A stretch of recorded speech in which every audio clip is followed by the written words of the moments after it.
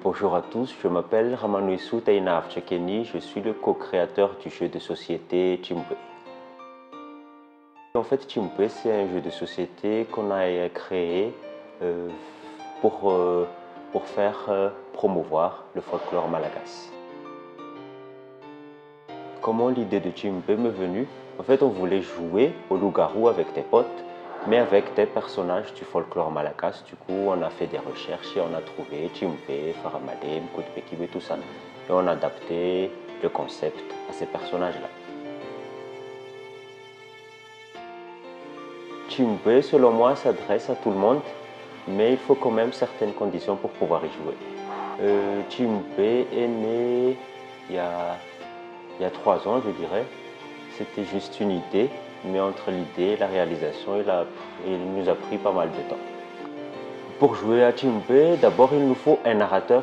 C'est le narrateur qui va diriger toute l'histoire. Ensuite, il nous faut au moins 8 participants et au plus 22 participants. Ces participants-là vont avoir droit à des cartes. Ces cartes-là, ce sont les personnages du jeu.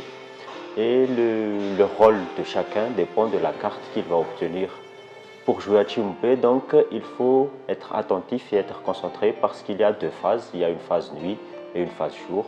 Pendant la phase nuit, c'est là que les cartes sont utilisées. Le narrateur appelle les cartes une à une et les joueurs se réveillent. Et pendant la phase de jour, c'est là que les joueurs ils vont débattre et décider de ce qui se passera durant l'histoire et l'issue du village. Voilà. Et comme je disais, par rapport au narrateur, nous avons une application. Cette application-là aide le narrateur à suivre une base de narration. Il y a la liste des personnages à appeler un à un. Par exemple, on appelle en premier Kutfit, ensuite on appelle Panodfti et ainsi de suite selon le nombre de joueurs et selon le nombre de cartes.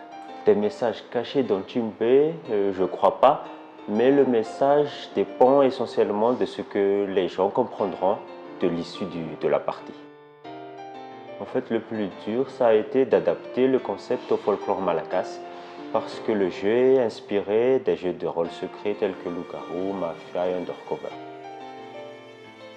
Les émotions que j'aimerais transmettre aux gens lorsqu'ils jouent, c'est de la joie d'abord, ensuite de l'enthousiasme et enfin de la surprise. Dans 5 ans, je vois Chimpe dans des événements familiaux, dans des événements d'entreprise, dans des salons et des foires aux jeux de société. Je souhaiterais porter Chimpe partout où je pourrais, tant au niveau national qu'international.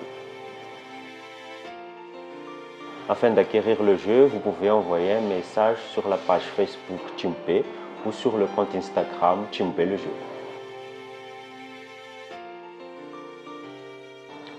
Créer à Madagascar, je dirais que c'est assez frustrant au début parce que tu ne sais pas par où commencer, mais ensuite c'est assez motivant lorsque tu vois les gens qui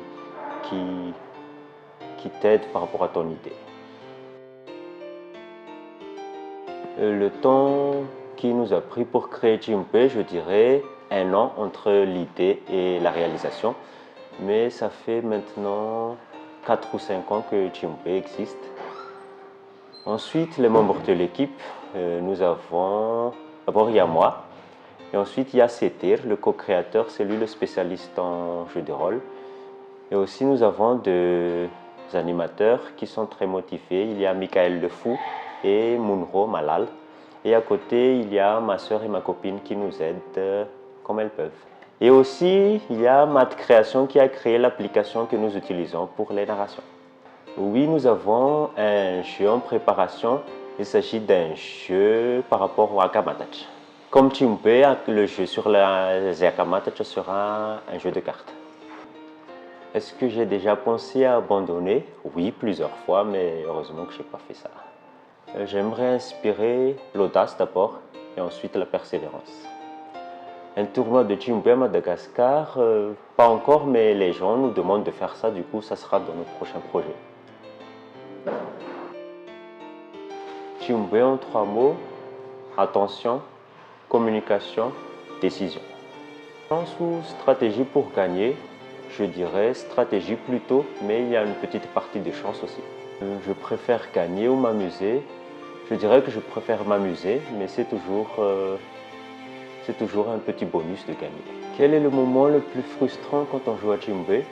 Je dirais c'est lorsque tu dois prendre une décision alors que tu n'as pas toutes les informations pour pouvoir être sûr. Le plus gros mensonge dans des parties de Djimbe, je dirais que c'est lorsqu'un narrateur a joué son Djimbe, il a laissé les joueurs s'entretuer sans carte Djimbe. Un conseil pour un jeune qui a des idées folles comme moi, je dirais trouve une ou deux personnes qui croient en toi et en ton idée et puis lance-toi. Parce que ces personnes-là, ils vont toujours être là pour t'aider, pour t'accompagner, pour que tu réussisses ton projet. Alors vas-y et fais-le.